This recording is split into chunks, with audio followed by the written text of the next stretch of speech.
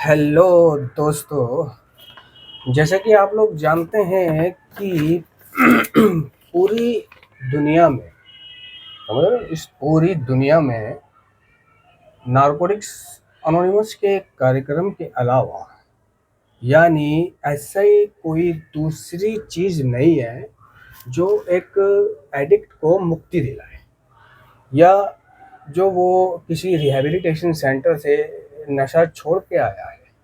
ठीक है।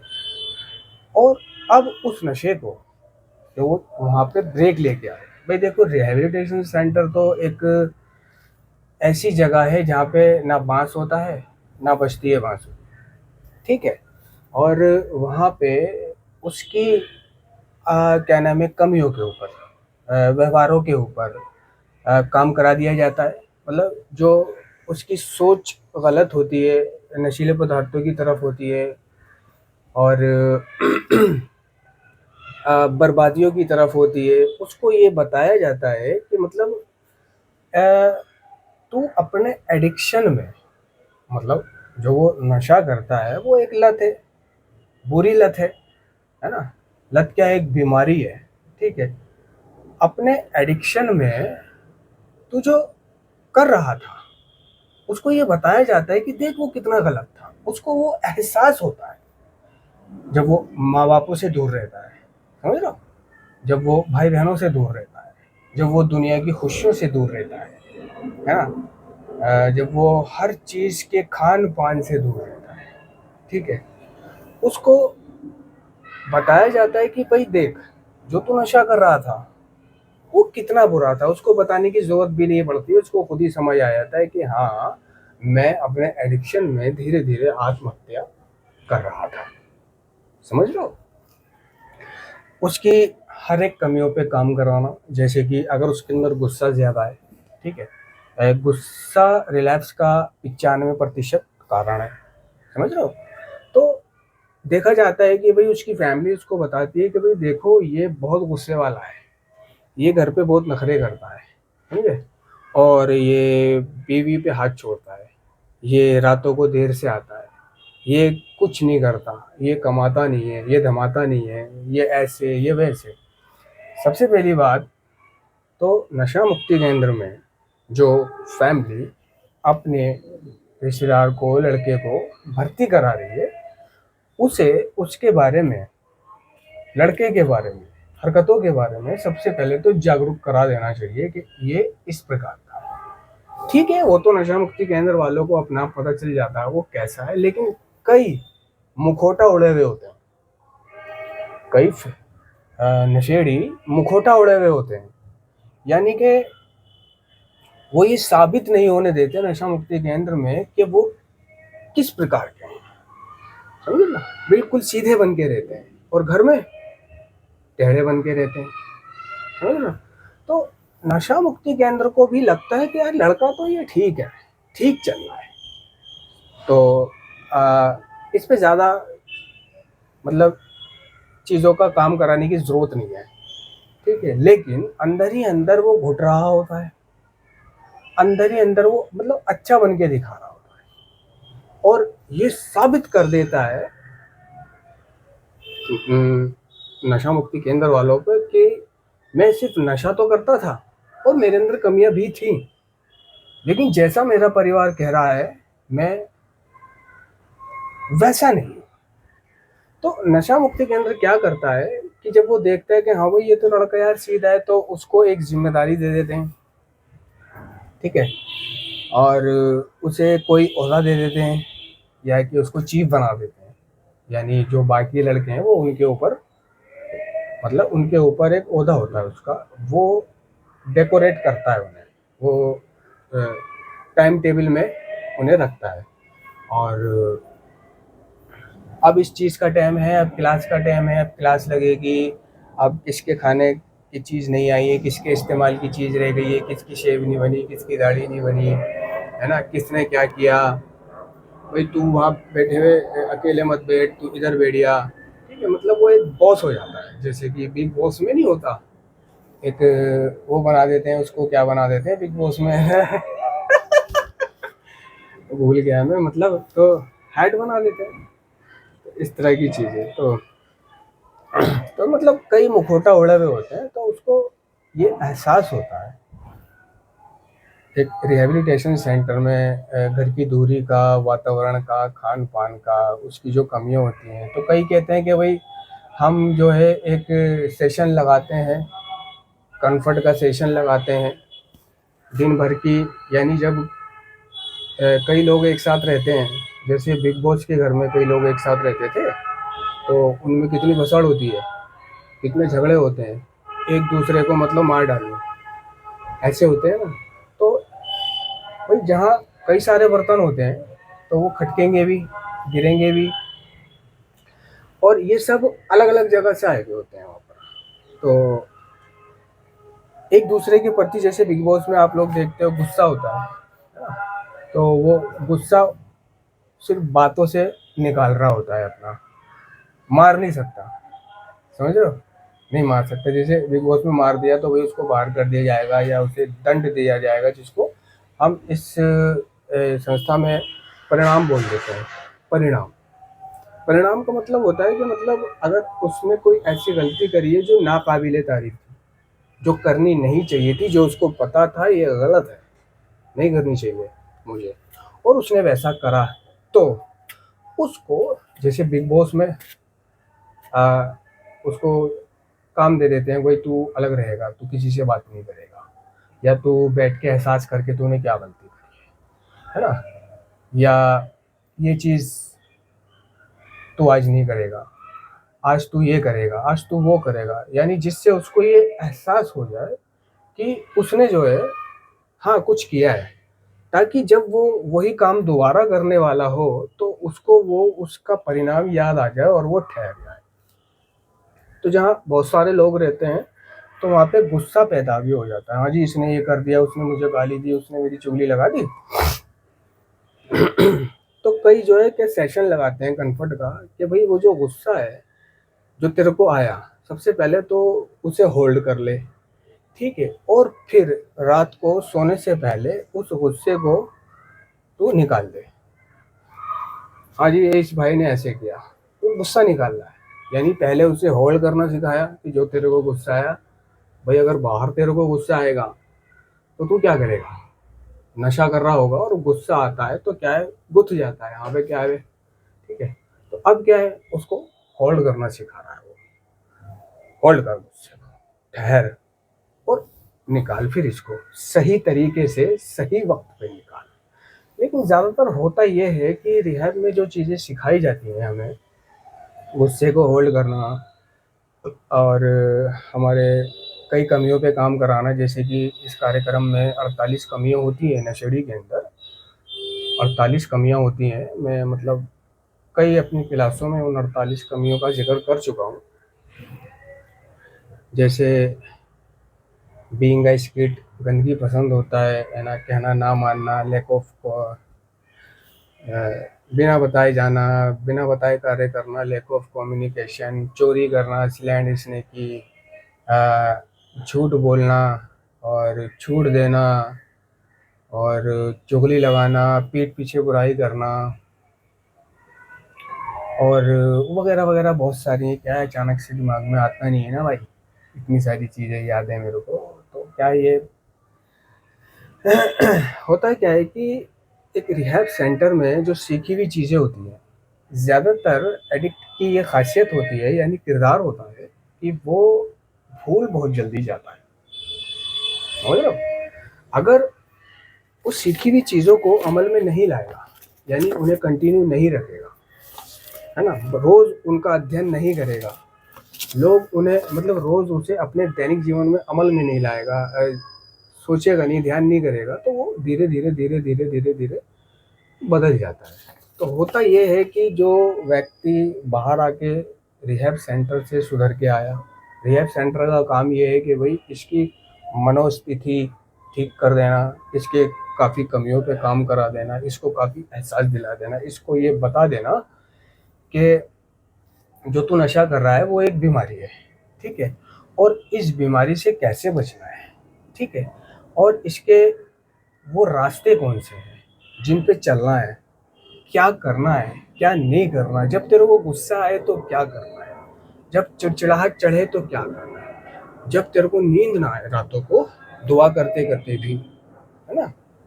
कई एडिक्ट ऐसे होते हैं ना जिन्हें मतलब रातों को नींद नहीं आती, बेचारे प्रार्थना भी करते रहते हैं कि हे ईश्वर, भाई बहुत से तो आत्म शांति की प्रार्थना करते हैं, कई अपने शब्दों में गुफ्तगू करते हैं अपनी समझ के ईश्वर से।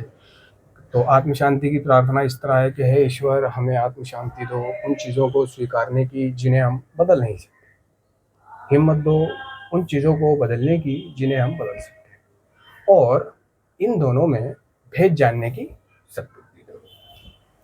तो कई इस तरह कर लेते हैं, कई जब सुबह उठते हैं तो वो भगवान का, ईश्वर का, अपनी समझ के ईश्वर का, यानी जिस भी भगवान को, अल्लाह को, खुदा को वो मानता है, उससे प्रार्थना करता है। उसको बताया जाता है कि देख भाई, जब तू नियमित रूप से प्रार्थना करेगा ना तो तेरे जीवन में वो दर्द और दुख, है ना, कम आएंगे। कहते हैं कि भाई देखो, कार्यक्रम उसको बताता है, वहाँ बता के भेजा जाता है कि भाई सुबह उठते ही प्रार्थना करनी है, आंखें नहीं खोलनी भगवान से प्रार्थना करनी है कि आज का दिन जो तूने मुझे जीने के लिए दिया, उसके लिए तेरा शुक्रगुजार हूँ। आज के दिन कोई भी ऐसी परेशानी मत देना जिसके चलते मैं तेरा नाम भूल जाऊं, है ना। आज के दिन कोई दुख वाला ध्यान ना आए, नहीं तो क्या है, दुख वाला ध्यान आता है तो क्या है, डिप्रेशन में चला जाता है ना, मायूसी में चला जाता है, उसी दुख को पकड़ के वो सारा दिन गुजारता है। ठीक है, ज्यादातर वो या तो अतीत में जीता है, ज्यादातर अतीत में जीता है, ठीक है, या भविष्य में जीता है, ठीक है, वर्तमान में नहीं जीता। तो उसको बता के भेजते हैं कि तुझे जो है वर्तमान में जीना है, यानी आज में जीना है ना। उसको बताते हैं कि ये जो प्रोग्राम है शेरडी का, वो सिर्फ आज के लिए है। तो वर्तमान में जी, और वर्तमान में भी आज और अभी में जी, अभी में जी। ये नहीं है कि वर्तमान में जी रहा है तो दोपहर को जी रहा है तो सुबह की सोच रहा है, सुबह में जिंदा है तो रात की सोच रहा है, रात में जिंदा है तो और आधी रात की सोच रहा है।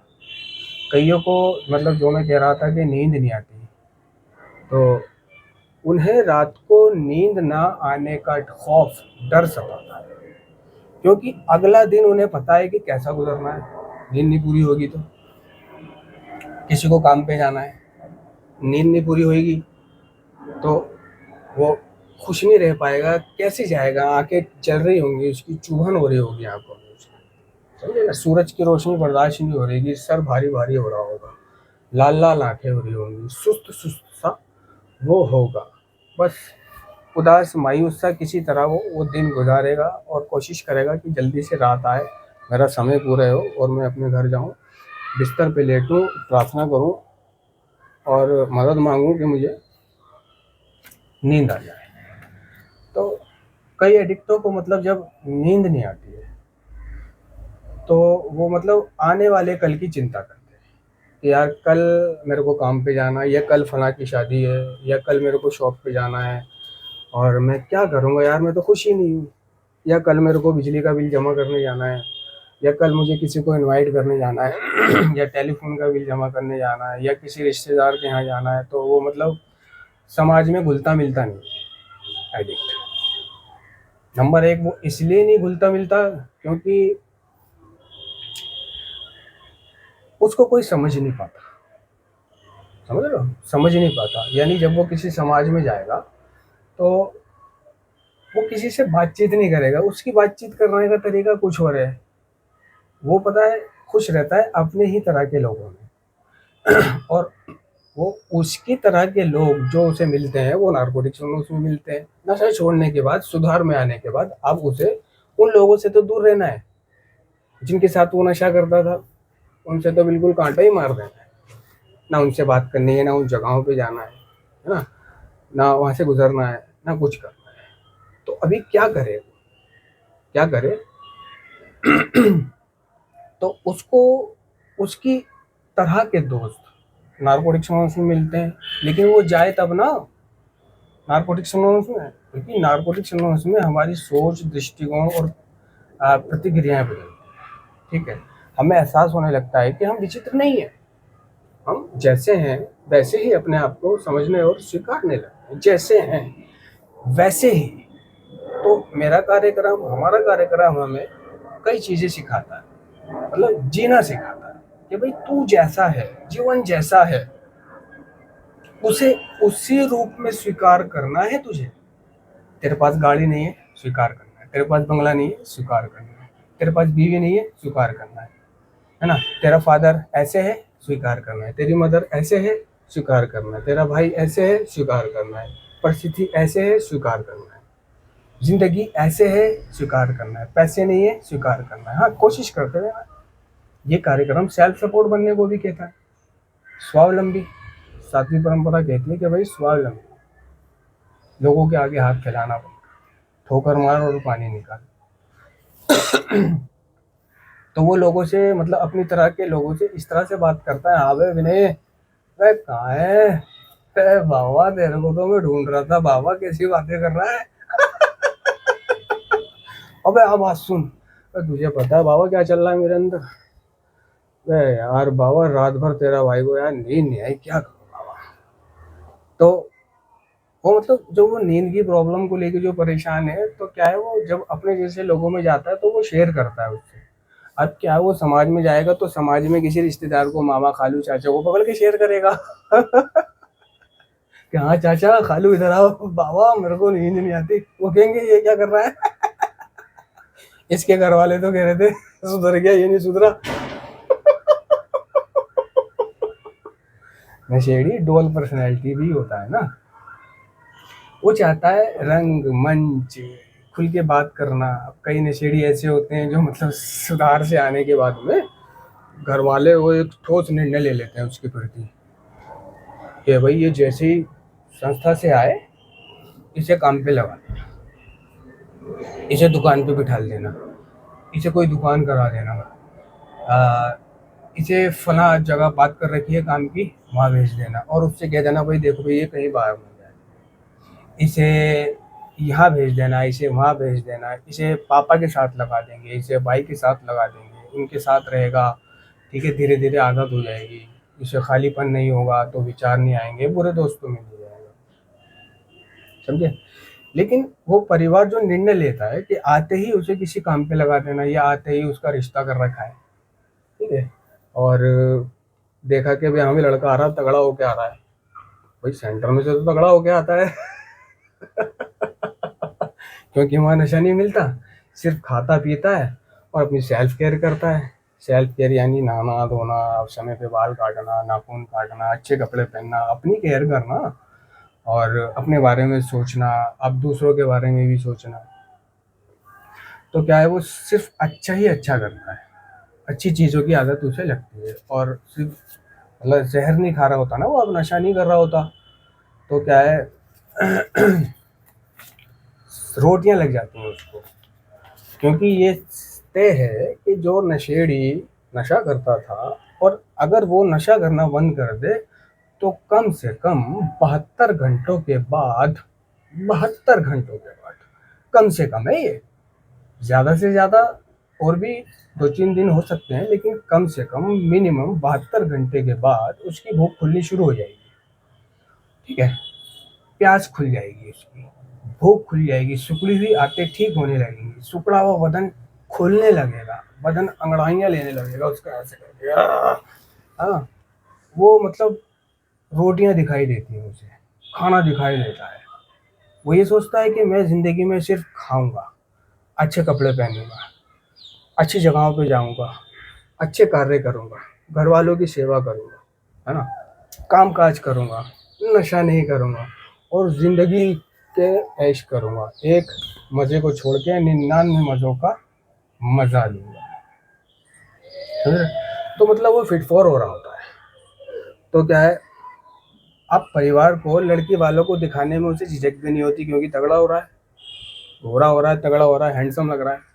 तो क्या है, उसको लड़की दिखा देते हैं, लड़की को उसे दिखा देते हैं, परिवार एक दूसरे से मिल जाता है, हाँ वही लड़का तो ठीक है, ठीक है, लेकिन वो ये नहीं बताते उसके अतीत के बारे में नहीं बताते, उसको बता दो यार अतीत के बारे में कि लड़का जो है ऐसे ऐसे एक नशा करता था, रिहैब सेंटर भेजा इसको, अब ये नशा नहीं करता, नशे से दूर है, ठीक है। इसके जो डॉक्टर्स हैं, काउंसलर हैं, टीचर हैं, और ये एक मीटिंग भी करता है एनए की, जहाँ सुधार मीटिंग है, जहाँ से नशे को कंटिन्यू, मतलब नशे को, मतलब अपनी रिकवरी को कंटिन्यू रखा जाता है, ठीक है। नशा कोई ऐसी चीज़ तो है नहीं कि रिहैब से छोड़कर आ गए और फिर अब दोबारा कभी करेगा नहीं, करेगा, क्योंकि एडिक्शन एक शारीरिक, मानसिक और आत्मिक लाइलाज बीमारी है, इसलिए एडिक्ट नशा करता है। कभी भी उसका दिमाग फिर सकता है, कभी भी कुछ भी हो सकता है, वो करेगा। लेकिन हमने कोई ऐसा व्यक्ति शायद ही देखा है जो मतलब एनए का कार्यक्रम कर रहा हो और फिर भी वो रिलैप्स हुआ हो। तो क्या है, उसकी बहुत मदद करता है एनए। नारकोटिक्स एनोनिमस बताऊंगा, नारकोटिक्स एनोनिमस के बारे में हालांकि पिछली कई क्लासों में मैंने बता भी रखा है कि एनए क्या है, अभी बताता हूँ मैं। ये है वो एनए का पूरा प्रोग्राम। मतलब एनए का प्रोग्राम पूरा संक्षिप्त में लिख दिया है, 1 2 3 4 पेजों में। मैं बताऊंगा इसके बारे में, तो नहीं बताते उसको कि ऐसे ऐसे बात है, तो भाई पहले बता दोगे तो बाद में परेशानी नहीं खड़ी होगी, समझे भाई। कई मतलब शादियां ऐसे भी टूट जाती हैं कि छुपाया, बताया नहीं लड़का कैसा था, छुपाया लड़की कैसी थी, ठीक है। एक केस ऐसा सामने आया कि एक लड़के की शादी हुई, उसकी थोड़ी सी बड़ी उम्र की लड़की के साथ, समझ रहे हो। और उसकी शादी होने के बाद उस लड़के को पता चला, यानी जब उसने उसके साथ संभोग किया होगा, जिसको हिंदी में स्वागरात बोल देते हैं, कपड़े पे उतारे होंगे, देखा होगा कि उसके पेट पे जो है ना, मतलब लकीरें हैं ऑपरेशन की भांति, मतलब टाँके लगे हुए हैं, और कई जगह से टाँके वाके लगे हुए हैं, और मतलब देखा कि वो थोड़ा बीमार भी रहती है और ज़्यादा कार्य भी नहीं कर पाती। तो बाद में पता लगा कि यार इसकी लड़की की एक किडनी खराब हो गई थी, और वो अब ये एक किडनी बची है, इसकी एक किडनी पे वो जिंदा है, और लड़की के माँ बाप ने उसकी शादी करा दी, समझे ना। तो जो एडिक्ट होता है, एडिक्ट, जिसके बारे में समाज को ये मालूम होता है कि ये एडिक्ट है, ये नशा करता था, तो ज़्यादा करके लोग उस पर भरोसा नहीं करते, समझ लो। ज़्यादा करके लोग उस पर भरोसा नहीं करते कि भाई, कई लोग भड़का देते हैं कि भाई हो सकता है अभी भी करता हो, ठस्से में शो कर रखा हो कि नहीं करता, या बाद में करने लगे। कई लोगों के उदाहरण दे देता है वो चुगली करने वाला, कि देखो उसका लड़के ने भी नशा छोड़ा था और वो बीवी बच्चों को मारता है, समझे। तो कई लड़कियां जिनमें कमियां होती हैं, जैसे वो थोड़ा दिमाग से पैदल है, या वो काम काज से पैदल है, या उसमें सभ्यता नहीं है, या गुण नहीं है, वो मतलब एक समाज में एडजस्टेबल नहीं है, नहीं घुस नहीं सकती, या हंसती रहती है, पागल जैसी बातें, दांत बदबू आती है, पसीने की बदबू आती है, वगैरह वगैरह, या उसमें मतलब गुण नहीं है, खाना बनाना नहीं जानती, और घर के कार्य करना नहीं जानती, मेहमानों से मिलना, और नंद बहू, वो मतलब सास, इनसे कैसे बात करनी है, समाज में कैसे जीना है, नहीं पता होता उसको। तो कई लड़कियां जो ऐसी होती हैं, ज्यादा करके बोल रहा हूँ,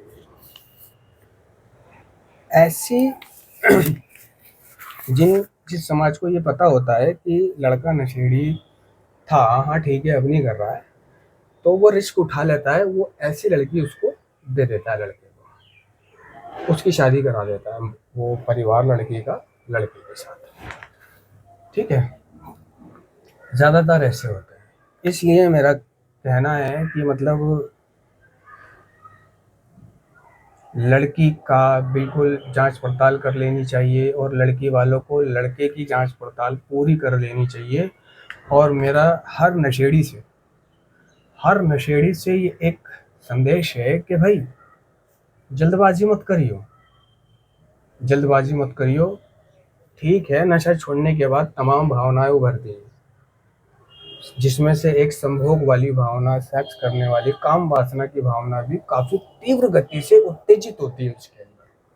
तो वो अंधा हो जाता है, वो चाहता है कि भाई किसी न किसी तरह मेरी शादी हो जाए। आड़े टेढ़े तरीके से अपने घर वालों को बताने की कोशिश करता है कि भाई मेरी शादी करा लो। उसको अपने दैनिक जीवन में काफी समस्याएं खड़ी हो रही होती है।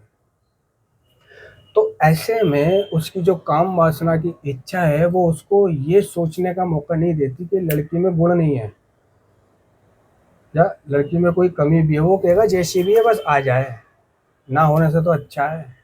तो यार, ना हो वो अच्छा है, हो गई, और होने के बाद पता चल रहा है कि लड़की हिलावट है, या वो मतलब खुद से बातें करती है, या वो किसी काम की नहीं है, बस एक इंसान है, हंस रही है, या मेहमानों से कैसे मिलना है नहीं पता उसको, है ना, कैसे बात करनी है, कैसे कपड़े पहनने हैं, किसी को दुआ करनी है, सलाम करना है नहीं पता, एडजस्टेबल नहीं, ना खाना बना के दे पा रही, ना घर के काम काज उसको पता, रोटी बनाने नहीं आता। तो बाद में जब ये चीज़ें खुलासा होती, चाहे वो लड़का हो या लड़की हो, तो जिंदगी जो है नर्क बन जाती है उसे। क्योंकि एडिक्ट ने जो सपने देखे होते हैं नशा छोड़ने को लेकर कि मेरी बीवी होगा, बच्चों को, बचपन से ही सपने देख रहा होता है। और अगर मतलब शादी के सपने देख रहा होता है, और उसकी शादी अगर इस तरह से खराब हो जाए, तो नार्कोटिक्स एनोनिमस के कार्यक्रम ने कहा है कि भाई 3 बातें ऐसी हैं जिसमें तुझे अपने आप को सबसे ज़्यादा संभालने की ज़रूरत है। नशेड़ी से ये बातें कार्यक्रम कह रहा है, इसलिए मुझे नार्कोटिक्स एनोनिमस में कंटिन्यूसली जाना चाहिए। मुझे दूसरों के अनुभव से प्रेरणा मिलती रहती है, आशा मिलती रहती है ना, जीने का रास्ता मिलता रहता है। तो वो कार्यक्रम में उसको वो सिखाता रहता है, कार्यक्रम रोज सीखने सिखाने लायक बना रहता है, भूलता नहीं है कि एक तो किसी प्रियजन की मृत्यु, इस परिस्थिति में तू अपने आप को बचा लेना बहुत मुश्किल होगा। तालाक, ओए होए, तालाक, अगर इस परिस्थिति में अपने आप को संभाल लिया ना तो बेड़ा पार हो गया। किसी प्रियजन की मृत्यु, तालाक, प्रेमिका का छोड़ के चले जाना, यानी प्रेमिका का छोड़ के चले जाना, तालाक, प्रियजन की मृत्यु, ये 3 घटनाएं, 3 परिस्थिति, हालात ऐसे हैं कि जिसमें अपने आप को संभाल पाना बहुत मुश्किल हो जाता है। मतलब अपनी रिकवरी को कायम रखना बहुत मुश्किल हो जाता है। नशा करने के विचार ऐसे आते हैं, ऐसे आते हैं, और उसके पास एक बहुत मोटा बहाना भी होता है। मायूसी में जा रहा होता है, क्रोध उसे आ रहा होता है, गुस्सा उसे आ रहा होता है, परेशान वो होता है मेंटली, ना वो खा पा रहा है, ना पी पा रहा है, सोचे जा रहा है कि भाई क्या हुआ। अब वो तलाक भी नहीं दे सकता उसको, तलाक देना कोई बच्चों का काम नहीं है, दूसरी शादी करना कोई बच्चों का काम नहीं है, पहली ही बड़ी मुश्किल से हुई है, अब दूसरी कैसे होगी। पहले ही लोग मुझे अपनी लड़की नहीं दे रहे थे, वो ये सोचता है कि नशेड़ी है, क्या पता फिर कर ले, ये है वो है, झूठ बोलना इसके परिवार वाले करता होगा, पहले ही बड़ी मुश्किल से मिली है, अब इससे पहले छूटे फिर दूसरी हो। मेरे परिवार ने तो पहले ही शादी मेरी बड़ी मुश्किल से कराई थी, वो तो कराना ही नहीं चाह रहे थे, उन्हें लगता था अभी तो उम्र नहीं गुजरी इसकी, तो कैसे ये छूटेगी, कब दूसरी होएगी, क्या होगा। ओहो, ये तो गर्भ से भी है, जब तक बच्चा पैदा नहीं हो जाता, 3 साल का नहीं हो जाता, इससे तलाक नहीं होगी, यानी 3 साल तक उसकी दूसरी शादी ब्लॉक। और 3 साल के बाद भी कोई ये उम्मीद नहीं है कि अब उसे कोई लड़की देगा, अपनी बेटी की शादी कराएगा। क्योंकि एक तो वो नशेड़ी, इसलिए नहीं कराते भाई पता नहीं कर ले, भी बच्चों को मारते हैं, कई उदाहरण ऐसे मिले हैं। शादी हो गई लेकिन शादी के बाद भी बच्चों को मार रहे हैं, नशा कर लिया, ठीक है, इसलिए नहीं कराते। तो वो ये इस गंभीरता में खो जाता है कि यार पहले ही इतनी मुश्किल से हुई थी, अब दूसरी कैसे होएगी। जब मैं कुंवारा था, जब मेरी शादी नहीं करा रहे थे, नहीं मुझे कोई लड़की दे रहा था, मेरे परिवार ने समाज में ढूंढ लिया, गांव बिरादरी में पता कर लिया, सबने कहा भाई ठीक है बाद में बताएंगे।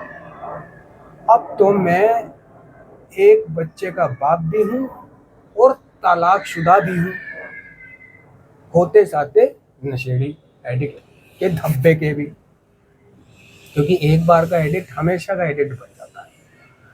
यानी जो एक बार एडिक्ट बन गया वो हमेशा का एडिक्ट कहलाता है, समझ रहे हो? तो इसके चलते, इस प्रॉब्लम के चलते वो नशा कर लेता है। कई उल्टे सीधे विचार उसके मन में आ सकते हैं, जैसे कि उसकी दूसरी शादी ब्लॉक होती है, वो जो बच्चा पैदा होने वाला है जो पेट में है, तो शादी का उसूल है यानी मुस्लिम धर्म में कि जब तक वो बच्चा नहीं हो जाएगा, जब तक उसकी दूसरी शादी नहीं हुई और वो बच्चा दूध ना छोड़ दे, जब वो दूध पीना छोड़ देगा तब उसकी दूसरी शादी की उम्मीद है, तलाक संभव है। तो क्या उल्टे सीधे विचार आते हैं, उसे लड़की को मार दूं, बच्चे को गर्भ में गिरा दूं, मार दूं, और ये कैसे करूं? अगर बच्चा गर्भ में ही मर जाता है या पैदा होते ही मर जाता है तो मेरी तलाक जल्दी हो जाएगी, तलाक जल्दी होगी तो अगली शादी की उम्मीद जल्दी होगी, समझ रहे हो?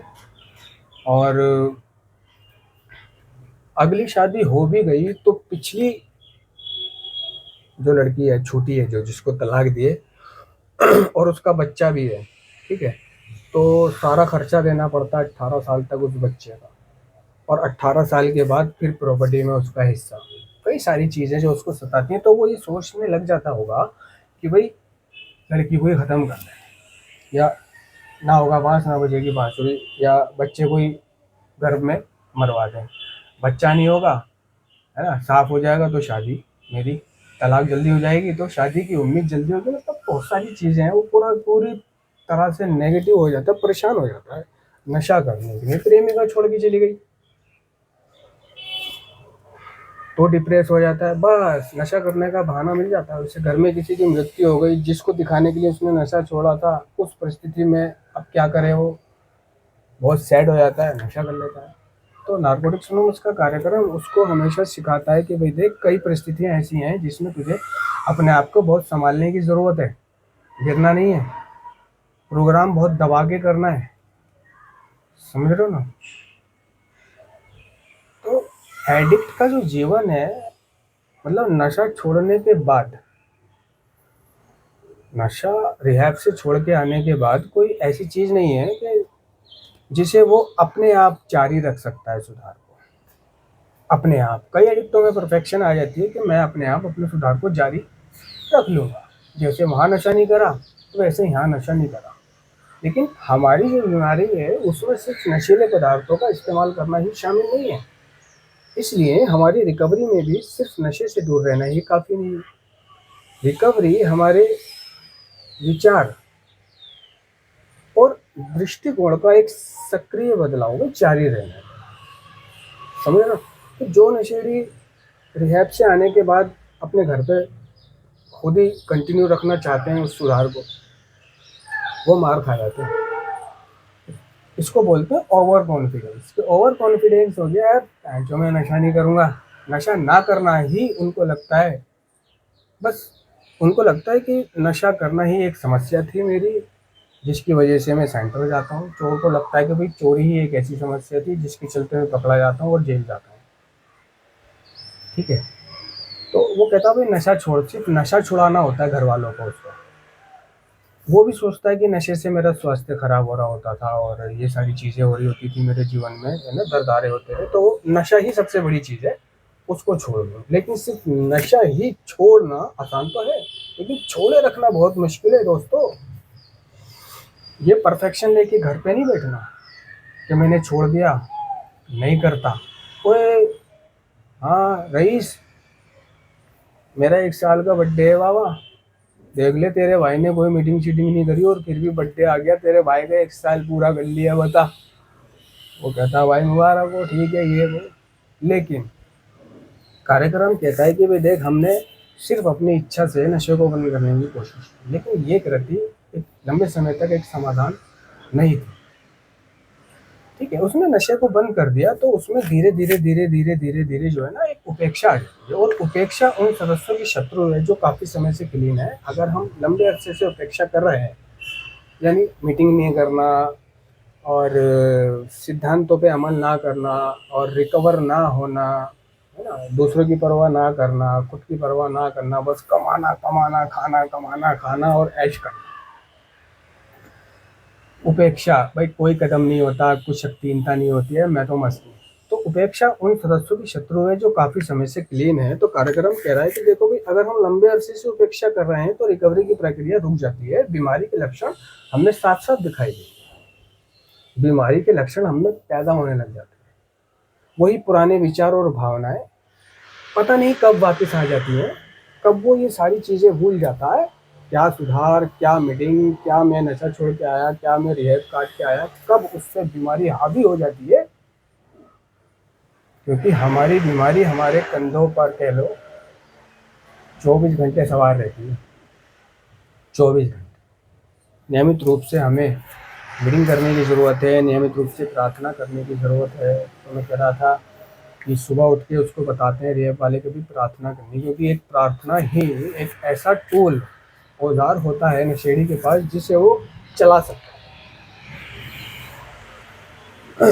और बिना रिहैबिलिटेशन सेंटर भेजे नशेड़ी का उद्धार भी नहीं है, वो नशा नहीं छोड़ता। दवा धर्म मनोचिकित्सा में चले जाओ, इलाज करा लो उसका, किसी क्लिनिक में जाके, किसी हॉस्पिटल में जाके, किसी डिटॉक्सिफिकेशन सेंटर में जाके। मतलब डिटॉक्सिफिकेशन सेंटर से 95% लोग नहीं सुधरते, सिर्फ 5% लोग सुधर जाते हैं, या तो वो उस कदर के एडिक्ट नहीं बने थे, सुधर,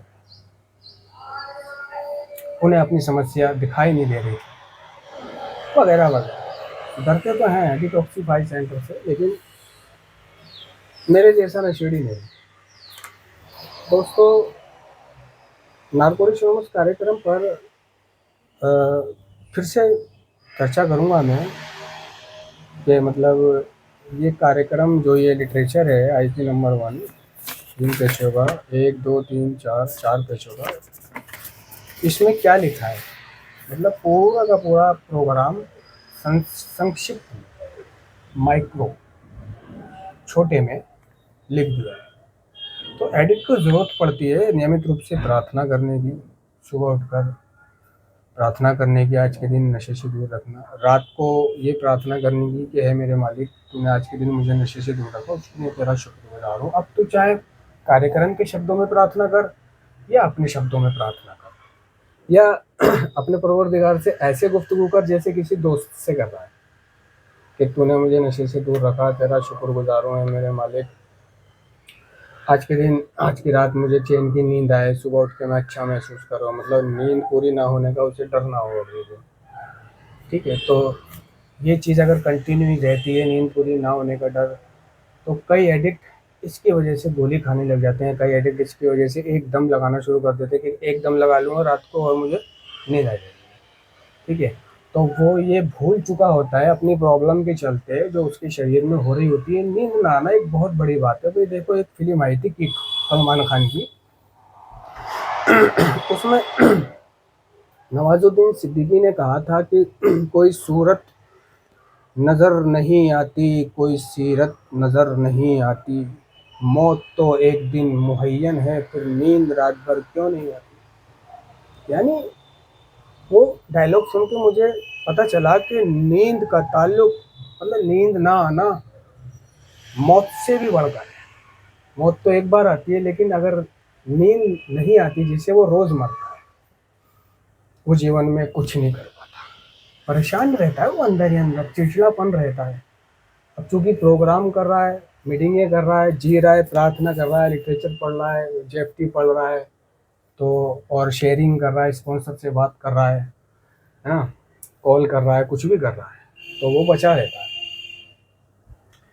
तो या मीटिंगों में वो सुनता है कि भाई मैं अकेला नहीं हूँ जिसको नींद नहीं आती, कई लोग ऐसे हैं जो मतलब उल्लू की तरह जागते हैं, तो चलो यार एक मैं भी सही। तो वो बड़ा परेशान रहता है। तो कई न्यू कमर ऐसे होते हैं जो मीटिंगें नहीं करते हैं और जिन्हें ना किसी से बातचीत करते हैं ना शेयर करते हैं, परफेक्शन लेके बैठ जाते हैं, छोड़ दूंगा। तो वो क्या है कि वो बहुत परेशान होकर एक गोली खाना शुरू कर देते हैं कि रात को एक गोली खा के सो जाया करूँगा, यार बहुत हो गया, क्या करूँ, मजबूर हूँ। वही मजबूर भी है, वो है मजबूर। उसे कल मान लो उसी की शादी है, कल उसकी खुद की शादी है, ठीक है। अब उसे पता है कि अगर मैं रात को सोया नहीं तो सुबह में फ्रेश महसूस नहीं करूँगा, और फ्रेश महसूस वो भी शादी वाले दिन ना करूँ, इससे बुरी और बात हो भी क्या सकती है। ज़िंदगी भर ना करूँ चलेगा, लेकिन शादी वाले दिन तो मैं खुश होना चाहिए ना, नींद पूरी होनी चाहिए, पेट सफा होना चाहिए मेरा। तो क्या वो, या उसके परिवार ने उसको कहा है कि भाई कल तुझे गाँव जाना है, हालांकि तबीयत खराब है, उनसे मिल के आना और जाना ही, दबाव है उसके ऊपर, और शाम तक वापस आ जाना है, या कल तुझे ये करना है, कल तुझे वो करना है, करना ही है, ठीक है। या उसे सुबह हॉस्पिटल जाना है। तो अब हॉस्पिटल तो ऐसी चीज़ है कि जहाँ मतलब दोपहर है, गर्मी है, लाइनों में लगना है, खड़े रहना है, परेशान रहना है। अब बंदा ही बिफोर नहीं होगा तो क्या लाइनों में लगेगा, अच्छा खासा आदमी थक जाता है वहाँ पे लाइनों में लग के, डॉक्टर की लाइन में लगते हैं, यहाँ टेस्ट कराना, वहाँ टेस्ट कराना। तो वही चाहता है यार, कल जो मैं कहीं स्पेशल जगह जा रहा हूँ, ये मान लो उसकी खुद की शादी है, तो वही चाहता है यार उसकी नींद पूरी हो, उसका ना अंदर से पेट वेट जी खुश हो, अच्छा महसूस कर रहा हो। तो अच्छा महसूस करना हमारे लिए एक नई बात होती है। हम अच्छा बहुत कम महसूस करते हैं, बुरा ही महसूस करते रहते हैं, है ना। महीने में, हफ्ते में, साल में, अगर महीने में मतलब साल में एक महीना ही ऐसा होता होगा 30 दिन जिसमें हम अच्छा महसूस करते होंगे, और महीने में एक हफ्ता ऐसा होता होगा जिसमें हम अच्छा महसूस करते होंगे, और हफ्ते में एक दिन ऐसा होता होगा जिसमें हम अच्छा महसूस करते हैं। अच्छा महसूस करना हमारे लिए एक नई बात हो जाती है। तो जब उसके ऊपर एक जिम्मेदारी होती है, जिसको नींद नहीं आ रही होती है, तो वो मतलब सोचता है कि यार चल ठीक है, रोज़ तो मुझे कुछ नहीं करना होता था, लेकिन अब तो मुझे जो है सुबह अस्पताल जाना है, या मुझे मुझे खाला की शादी में जाना है, या मतलब अपनी शादी है उसकी, तो वो, या कुछ भी नहीं है तो भी वो परेशान हो जाता है अपने रोज़ रोज़ की नींद ना आने से, क्योंकि उसके शरीर में जो विड्रॉल है ना, जो नशा उसने छोड़ा है, कि उसका शरीर रिकवर नहीं हुआ। कार्यक्रम कहता है कि भले ही हम सारे एडिक्ट बुनियादी तौर पर एक जैसे होते हों, लेकिन व्यक्तिगत तौर पर बीमारी की मात्रा और रिकवरी की रफ्तार में एक दूसरे से अलग होते हैं। दूसरे की शारीरिक स्थिति ठीक हो गई, वो देख रहा है कि यार मैंने और इसने साथ नशा छोड़ा, ये स्वस्थ हो गया, इस पे अच्छे कपड़े, इस पे पैसे, इस पे गाड़ी, और इधर मैं हूँ, मैं अभी सूखता सा हूँ, पैसे नहीं है मेरे पे, गाड़ी नहीं है मेरे पे, पैदल यात्री हूँ, अच्छा मोबाइल नहीं है। तो जब वो कार्यक्रम करता है तो उसको कार्यक्रम बताता है कि तुलना नहीं करनी, तू अपने से ऊपर वाले लोगों को नहीं देखना, तूने हमेशा अपने से छोटे लोगों को देखना है। जब तू अपने से छोटे लोगों को देखेगा ना, तो तुझे पता चलेगा कि ऐसे कितने सारे लोग हैं जो तेरे जैसी जिंदगी जीना चाहते हैं, जो तेरे जैसी जिंदगी की कल्पना कर रहे होते हैं। यार ये जिंदगी तो इसकी है, जो ये कह रहे होते हैं कि ये लड़का देख रहा है, बाबा इसकी जिंदगी बढ़िया है, काश इस जैसी जिंदगी होती है। तू अपने से बड़ों की जिंदगी देख रहा है, नहीं, तो कार्यक्रम सिखाता है उसको। हम जैसे लोग आपस में एक दूसरे को बताते हैं, जब हम मीटिंगें करते हैं या जेएफटी, बेसिक टैक्स लिटरेचर बातचीत करते हैं, शेयरिंग करते हैं, तो हमें पता चलता रहता है कि हमें कब क्या कैसे करना है ना। और यही चीज़ें अगर हम छोड़ देते हैं तो हमारी लंका लगने में ज़्यादा समय नहीं लगता, समय लंका लग सकती है हम। तो क्या है, वो सोने के लिए किसी नशीले पदार्थ का, जैसे कि गोली, सोचता है गोली से कोई प्रॉब्लम भी नहीं थी, खाने लग जाता है, ठीक है, हर रोज़ खाता है। तो होता क्या है कि एडिक्शन जो है एक शारीरिक क्रेविंग है। जैसे ही उसने किसी भी तरह का नशीला पदार्थ अपने मुंह में डाला, तो बस उसकी क्रेविंग चालू है। तो नशे को छोड़ने के लिए नशा नहीं करना, रिकवर रहने के लिए नशा नहीं करना, समझ रहे हो। और किसी भी प्रकार का नशा कर लेने से उसकी शारीरिक भूख जागृत हो जाती है। अब उसका शरीर डिमांड करता है कि ये जो तूने गोली खाई थी, ये कल भी खाना। क्योंकि उसे कल अच्छी नींद आई, आज अच्छी नींद, वो फिर 12, 1, 2, 3 बजे तक जाग रहा, नींद नहीं आई। उसे ध्यान आया कि कल अच्छी नींद आई, ओए होए, एक गोली और खा ले, क्या दिक्कत है। 0.5 की है, किसी ने कह दिया था भाई ये तो माइंड रिलैक्स की होती है, इससे कोई प्रॉब्लम नहीं है। अब 2 दिन खा ली उसने, उसने सोचा यार 2 दिन खा ली, चल अब नहीं खाऊंगा। लेकिन उसे पिछली 2 रातों की सुहानी नींद, सोना याद आ रहा होता है, और वो बैठा होता है। तो वो कहता है कि जो 2 दिन पहले मैं सोया हूँ, वैसी ही नींद मुझे आने में सिर्फ एक गोली का फासला है। तो वो खा लेता है। इस तरह वो हर रोज़ खाने लग जाता है, और धीरे धीरे उसकी जो डिमांड है वो बढ़ जाती है। तो अब वो पाता है कि एक गोली जो वो खा के सो रहा था, तो उसको एक गोली खा के नींद नहीं आ रही है। समझ रहे हो, हैबिट बढ़ गई उसकी। तो शुरू शुरू में हम थोड़ा नशा करते तो ये ठान के थोड़ा नशा करते थे कि थोड़ा ही करेंगे, ज़्यादा नहीं करेंगे, लेकिन ज़्यादा कर लेते थे। यही तो एडिक्शन की बीमारी है, शारीरिक। ज़्यादा करना, रोक ना पाना अपने आप को, हैबिट बढ़ा लेना अपनी। वो दूसरे लोग होते हैं जो ढक्कन खोलते हैं और उन्हें बंद भी कर देते हैं, एक ही सिगरेट पीते हैं, एक ही पफ लगाते हैं। एडिक्ट नहीं होते वो, एडिक्ट हम हैं। तो उसकी हैबिट बढ़ जाती है। अब उसका शरीर एक गोली से सो नहीं रहा है, तो वो 2 खाता है, फिर 2 से 3, 3 से 4। अब वो 4 भी उसे काफ़ी नहीं होती, तो वो उसके ऊपर और खाता है। इस तरह धीरे धीरे वो अपने सक्रिय एडिक्शन में, अपनी ड्रग ऑफ चॉइस पे वापस आ जाता है ना। या वो बहुत परेशान रहता है, घुलने लगता है अंदर ही अंदर। मतलब बहुत सारी ऐसी भसूड़ी हैं, अगर वो मीटिंग नहीं करेगा तो कुछ भी हो सकता है, कुछ भी। मीटिंग ना करने से, या जिन लोगों को नियमित मीटिंग उपलब्ध नहीं होती है, तो वो फ़ोन पे बातचीत करें। आजकल मोबाइल है, वो व्हाट्सअप में एक नारकोटिक्स एनोनिमस का ग्रुप ऐड करा लें। अगर उसे पता हो कि किसी सदस्य के पास एक व्हाट्सएप ग्रुप है जिसमें जेएफटी आती है, नारकोटिक्स एनोनिमस के मतलब बातें आती है, और प्रार्थना आती है जेएफटी ऑडियो में, वीडियो में, और टेक्स्ट में आती है।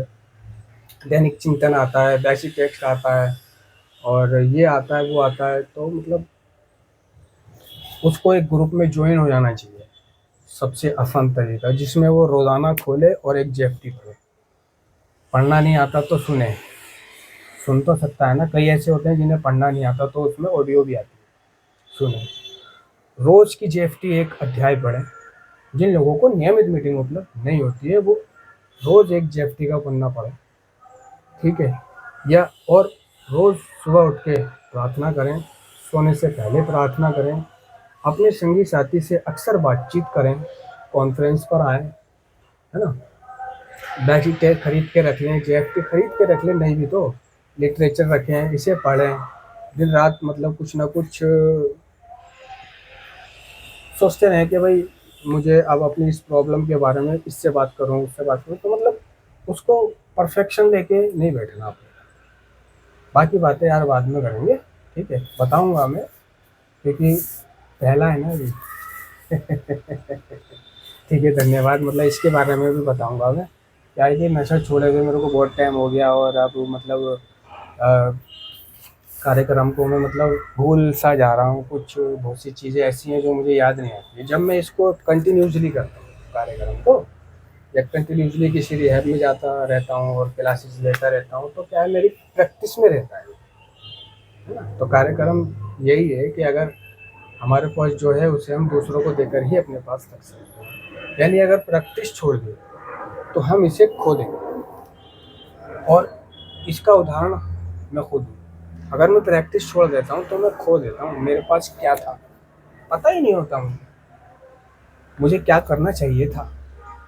और मतलब पूरा हफ्ता में चाहे कैसा भी रहूँ, जिस दिन मैं मीटिंग जाता हूँ, मीटिंग जाने वाले दिन जब मैं घर में ही नहा धो रहा होता हूँ, तैयार हो रहा होता हूँ, तो मतलब मुझे अपनी तमाम गलतियों का एहसास होना शुरू हो जाता है। जब मैं घर से बाहर निकलता हूँ तो अपनी बीवी से फालतू बोले गए शब्द याद आने लग जाते हैं, अपने बच्चों पे चिल्लाना याद आने लग जाता है, यार मैं कितना गलत कर रहा हूँ, अपने बच्चों पे चिल्ला रहा हूँ, छोटे मासूम बच्चों पे। मैं अपनी बीवी को मतलब कभी कभी मतलब चिल्ला देता हूँ, या कभी गाली बक देता हूँ, या कभी उसका हाथ छोड़ देता हूँ। ये चीज़ें का एहसास होने लग जाता है मुझे कि मतलब यार मैं कितना गलत कर रहा हूँ। मैंने वहाँ पे गुस्सा करा, यार जो मुझे नहीं करना चाहिए था, है ना। बच्चों पे चिल्लाया, नहीं चिल्लाना चाहिए था। और उसको गाली दी, यार नहीं देनी चाहिए थी। यार अपनी बीवी को जो है परेशान नहीं करना चाहिए था, अपनी माँ को परेशान नहीं करना चाहिए था, अपने बाप से इस तरह बात नहीं करनी चाहिए थी, मुझे ये व्यवहार नहीं करना चाहिए था। मतलब पहुंचा नहीं हूँ अभी मैं मीटिंग, सिर्फ मीटिंग जाने के लिए रेडी हो रहा हूँ, और ये सारी चीज़ें मेरे अंदर एहसास, अपनी कमियां मुझे नज़र आने लगी। तो मीटिंग वो चीज़ है कि जहाँ जाना तो बहुत दूर, जाने की तैयारी करने से ही सिर्फ अपने कर्म याद आने लग जाते हैं कि यार बता, शेयर करता है यार मैं, यार मैंने ऐसे किया, मैंने वैसे किया, मैंने बीवी पे ऐसे चिल्लाया, बच्चों पे ऐसे चिल्लाया। और तो जब वो ये शेयर करता है, अपना गिल्ट बाहर निकाल रहा होता है, हल्का होने की कोशिश कर रहा होता है, तो यही चीज़ दूसरे लोग भी सुन रहे होते हैं, तो वो भी इसे पकड़ते हैं कि यार हमें भी नहीं करना चाहिए ऐसे। हाँ ठीक है, तो हम सब संबद्ध हैं, जुड़े हुए हैं, हमें मीटिंगें करनी चाहिए। रिहैब से आके खाली घर नहीं बैठना चाहिए। खाली घर बैठने का मतलब है सिर्फ देखो, नशा छोड़ देना, नशा तो कुत्ता भी छोड़ देता है अगर वो पी रहा हो तो। तो ये जो कार्यक्रम है ना हमारा, हमें सिर्फ नशा नहीं छोड़ना है, रिकवर होना है, अपनी सोच बदलनी है, विचार बदलने हैं, व्यवहार बदलना है, पहनने ओढ़ने का तरीका बदलना है, बात करने के तरीके में सुधार लाना है, अपने घर परिवार को व्यवस्थित रखना है, बच्चों को खुश रखना है, भाई बहनों को खुश रखना है, खुद खुश रहना है, इबादत करनी है, प्रार्थना करनी है, अच्छे काम करने हैं, नेकी करनी है, बदी से बचना है, और क्षतिपूर्तियाँ करनी है, यानी जो लोगों की मददें करनी है ना, दूसरे लोगों की मदद करना, ये कार्यक्रम सिखाता है, क्षमाशीलता सिखाता है कि माफ़ कर दे। तो कई एडिक्ट ऐसे होते हैं जो माफ़ नहीं कर पाते हैं, क्योंकि दूसरे ने उनके साथ किया ही कुछ इस तरह बहुत ज़बरदस्त गलत होता है कि वो माफ़ी के काबिल होता ही नहीं है, बस उसकी ऐसी तैसी कराने की सोचते रहते हैं, वो दिन रात परेशान रहते हैं। तो हज़रत अली का कौल है कि भाई ज़िंदगी जीने के दो ही रास्ते हैं, माफ़ कर दो उसे जिसे भूल नहीं सकते। ज़िंदगी जीने के दो ही रास्ते हैं, माफ़ कर दो उसे जिसे भूल नहीं सकते, और भूल जाओ उसे जिसे माफ़ नहीं कर सकते। या तो भूल जाओ उसे जिसे तुम माफ़ नहीं कर सकता, जिसने तेरे साथ बहुत गलत किया है, भूल जाएगा तभी तू खुशी से जी पाएगा, और खा पी पाएगा, और स्वस्थ रह पाएगा, मस्त रह पाएगा, वर्तमान में जी पाएगा। नहीं तो उसी के बारे में सोचता रहेगा, क्या करूं, कैसे मारूं, क्या करूं उसका, कैसे लपेटूं। ठीक है, भूल जाएगा तो खुश रहेगा, या माफ़ कर देगा तो चल हटा, जाने दे, भगवान देखेगा। तो उसको कार्यक्रम बताता है, जब वो करेगा कार्यक्रम को रोजाना जाकर, जब भी तो उसको ये चीजें पता चलेंगी कि जीना कैसे है। तो कार्यक्रम में जाते जाते पता चलता है कि भाई जाने देना और ईश्वर पर छोड़ देना, जाने देना और ईश्वर पर छोड़ देने से मिलने वाली राहत, आए हाय, मिलने वाली राहत एक ऐसी जिंदगी को विकसित करने में सहायक होती है जो जीने लायक होती है, जो जीने लायक होती है। यार इस कार्यक्रम में इतनी सारी चीजें पता चलती हैं मुझे आने के बाद। और अगर मैं घर बैठ जाऊं ऐप से आके, तो मैं तो मतलब एक जाहिल जट गंवार, कैसे जीना है, कैसे खाना है, कैसे पीना है, क्या करना है, कुछ नहीं पता होता मुझे, एहसास भूल जाता है ना। कि बीवी को नहीं परेशान करना चाहिए, बच्चों पे नहीं चिल्लाना चाहिए, और ये नहीं करना चाहिए और वो नहीं करना चाहिए, क्या शैतानी दिमाग हो जाता है उसका, नशा नहीं कर रहा, क्योंकि फट चुकी है उसकी, उसे सिर्फ इतना पता होता है कि नशा नहीं करना, नशा कर लिया तो मेरी गांड फट जाएगी और मैं फिर से बिस्तर पे लेट जाऊंगा।